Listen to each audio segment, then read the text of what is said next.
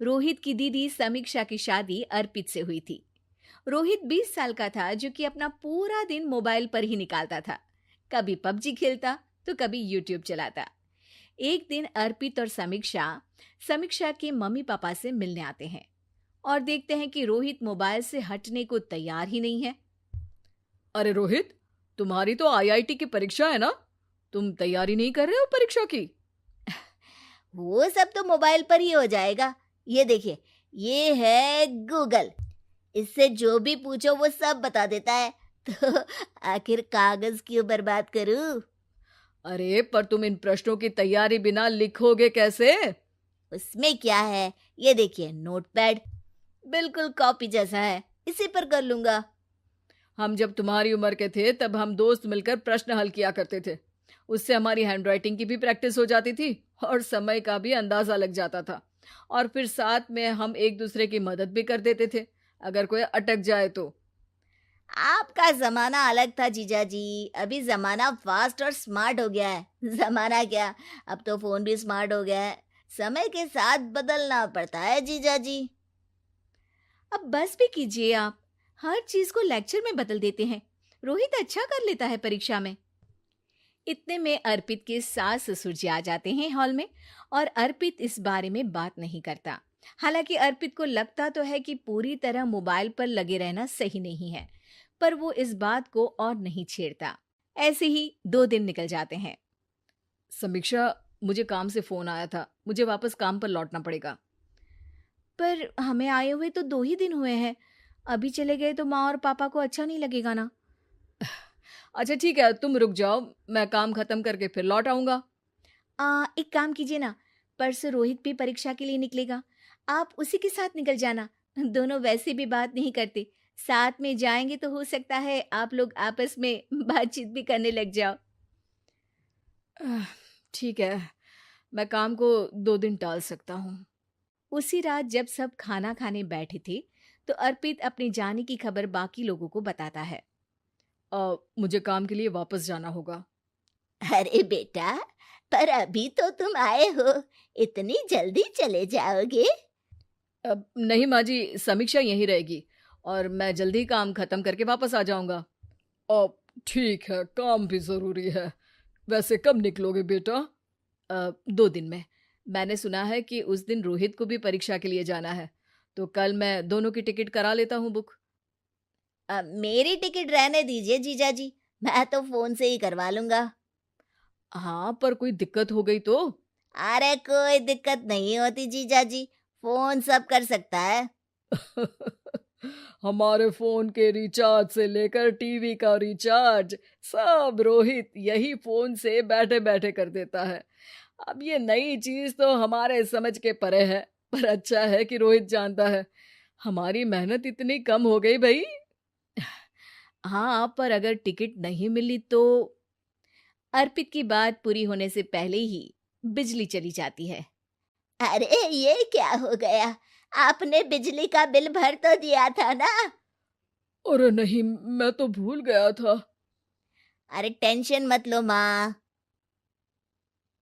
देखा जीजा जी, आप बिजली का बिल भी भर सकते हो, समय बदल गया है। एक बार फिर अर्पित इस बात पर बहस नहीं करता। अगले दिन जाकर अपनी टिकट करवाता है और पैकिंग कर रहा होता है जब शाम को अचानक से रोहित के चिल्लाने की आवाज आती है। नहीं, प्लीज प्लीज हो जा, ऐसा मत कर यार, प्लीज हो जा। अरे क्या हो गया रोहित? दीदी, सर्वर हैंग हो गया, मेरे टिकट मेरी टिकट नहीं हो पाई दीदी। क्या मतलब टिकट नहीं हो पाई? इतने में वहां रोहित के मम्मी और पापा भी आ जाते हैं। अरे क्या हो गया?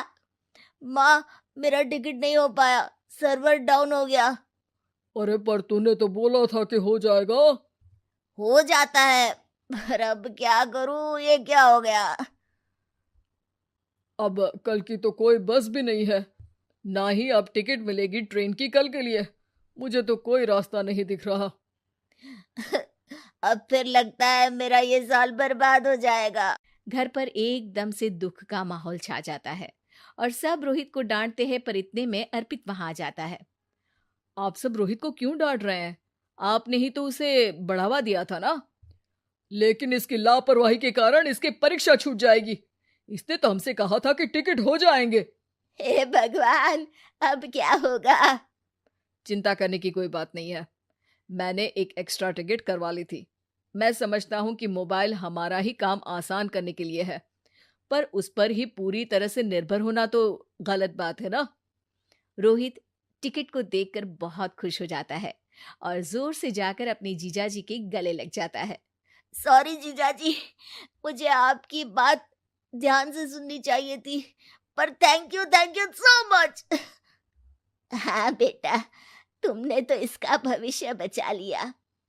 शिक्षा, दूसरों से मदद मांगना गलत नहीं, पर दूसरों पर निर्भर हो जाना गलत है। मम्मी जी, चाय ले लीजिए। अरे कलमुही, तेरे हाथों से तो चाय पीते हुए भी डर लगता है। कहीं इससे तेरा रंग मुझ पर ना चढ़ जाए। अगर इन्हें इतनी ही शर्म होती तो मेरे इतने हैंडसम भाई को इस तरह फंसाती नहीं। बानी और शिवम की लव मैरिज हुई है। बानी के ससुराल में उसकी ननद और सास हैं, जिन्हें अपने गोरे रंग पर बहुत गुरूर होता है, जिस वजह से वो बानी को सिर्फ उसके सांवले रंग की वजह से नापसंद करती है और हमेशा उसे ताने सुनाती रहती हैं। बानी उनकी सभी जली कटी बातें सुनकर चुपचाप वहां से चली जाती है। तुम माँ और छोटी को कुछ बोलती क्यों नहीं? मम्मी जी बड़ी हैं, हर छुटकी ना समझ, इस तरह उन्हें उल्टा जवाब देना सही नहीं। मेरी जिम्मेदारी उनकी सेवा करना है, जो मैं पूरे दिल से हमेशा करती रहूंगी। ऐसा बोलकर बानी रसोई में जाकर रात के खाने की तैयारी करने लगती है। रात को खाना खाते हुए बानी की सास उसे कहती है, कल मैंने अपनी फ्रेंड्स के साथ किटी पार्टी रखी है। समय से सारा खाना बना देना और अपना मनहूस चेहरा लेकर ज्यादा उनके सामने मत आना, समझी? माँ, बानी आप दोनों की कितनी परवाह करती है, फिर भी आप उससे इतना बुरा व्यवहार क्यों करती हैं? अरे एक तो लव मैरिज करके इस कलमुही को हमारे सर पर लाकर बिठा दिया और अब हम इसे कुछ बोल भी नहीं सकते क्या? भैया तो इनकी तरफदारी करेंगे ही, आखिर इन्होंने पूरी तरह उन्हें अपने वश में जो किया है। जिसे जो करना है करे, बस कल मेरा सारा काम समय पर हो जाना चाहिए। इस पर सब खाना खाकर सोने चले जाते हैं और अगले दिन बानी जल्दी उठकर सास की किटी पार्टी के लिए तैयारियां शुरू कर देती है, जिस पर पार्टी शुरू होने के बाद सास की सहेलियां कहती हैं, अरे वाह री, तेरी बहू ने तो बड़े स्वादिष्ट समोसे बनाए हैं। हाँ भाई, रंग कैसा भी हो, खाना बनाने में बिल्कुल अन्नपूर्णा है। अरे इसकी भी क्या बात करनी, मेरी बेटी से मिलो।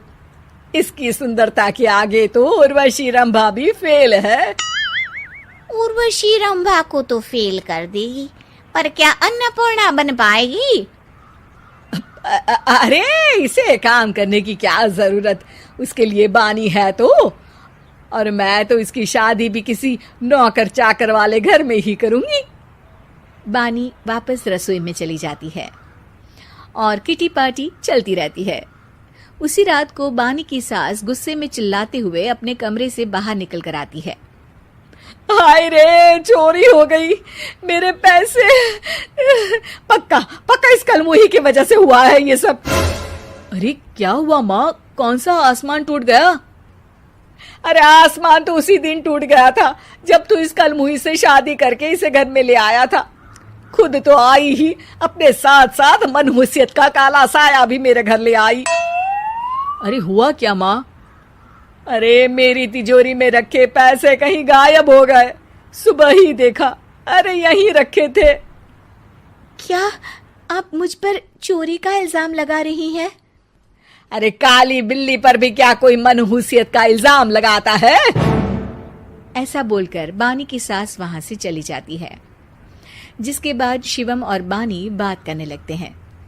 देखो, मम्मी की बात का बुरा मत मानना, वो बस परेशान है ना, इसलिए कुछ भी बोल गई। वो परेशान नहीं, मुझसे नफरत की वजह से ऐसा बोलकर गई हैं। उन्हें मैं हमेशा एक आंख नहीं सुहाती। देखो बानी, अगर तुम चाहो तो हम दूसरा घर लेकर वहां शिफ्ट कर सकते हैं। आखिर तुमसे प्यार करके तुम्हें अपनी जिम्मेदारी पर इस घर में लेकर आया हूँ। इस तरह टॉर्चर नहीं होने दे सकता। अगर आप साथ हैं तो मुझे किसी चीज़ की टेंशन नहीं। और आखिर वो हमारे बुजुर्ग हैं, हम उन्हें और छुटकी को इस तरह अकेले छोड़कर कैसे जा सकते हैं। इसके बाद बानी भी अपने कमरे में चली जाती है और अब हर रोज उसकी सास की तिजोरी से पैसे गायब होने लगते हैं। इसी तरह कुछ समय बीत जाता है और वो हर बार हर चीज का इल्जाम बानी पर लगाती है, पर बानी कभी कुछ भी नहीं बोलती। कल मुही नास पीटी, बहू को घर की लक्ष्मी बोलते हैं, ये तो पनौती बनकर आई है, पनौती। एक रात बानी की सास को आधी रात में प्यास लगती है तो वो पानी पीने रसोई की तरफ जाती है। तभी उसे अपनी बेटी के कमरे में कुछ आवाज सुनाई देती है।